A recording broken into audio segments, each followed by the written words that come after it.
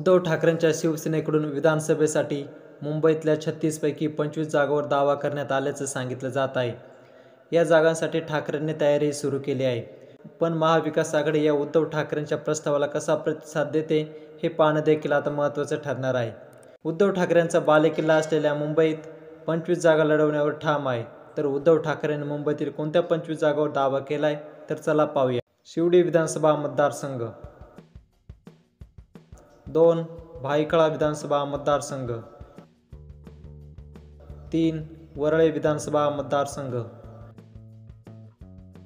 4. माहीम विधानसभा मतदारसंघ, 5. चेंबूर विधानसभा मतदारसंघ, 6. भांडूप पश्चिम विधानसभा मतदारसंघ, 7. विक्रोळी विधानसभा मतदारसंघ, 8. मागाठाणे विधानसभा मतदारसंघ, 9. जोगेश्वरी पूर्व विधानसभा मतदारसंघ, 10. दिंडोशी विधानसभा मतदारसंघ, 11. अंधेरी पूर्व विधानसभा मतदारसंघ, 12. कुर्ला विधानसभा मतदारसंघ, 13. कलिना विधानसभा मतदारसंघ, 14. दहिसर विधानसभा मतदारसंघ, 15. गोरेगाव विधानसभा मतदारसंघ, 16. वर्सोवा विधानसभा मतदारसंघ, 17. वांद्रे पूर्व विधानसभा मतदारसंघ, 18. विलेपार्ले विधानसभा मतदारसंघ, 19. कुलाबा विधानसभा मतदारसंघ, 20. वडाळा विधानसभा मतदारसंघ, 21. चांदिवली विधानसभा मतदारसंघ, 22. बोरिवली विधानसभा मतदारसंघ, 23. मलबार हिल विधानसभा मतदारसंघ,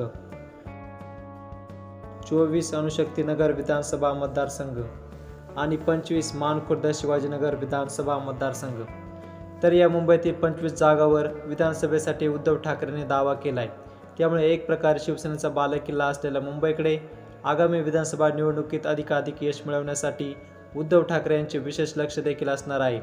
शिवाय वांद्रे पूर्वमधून वरुण सरदेसाई तर दहिसरमधून तेजस्वी घोसाळकर यांना पहिल्यांदाच विधानसभा निवडणुकीच्या रिंगणात उतरवण्याची शक्यता ठाकरेंच्या शिवसेनेकडून व्यक्त केली जात आहे।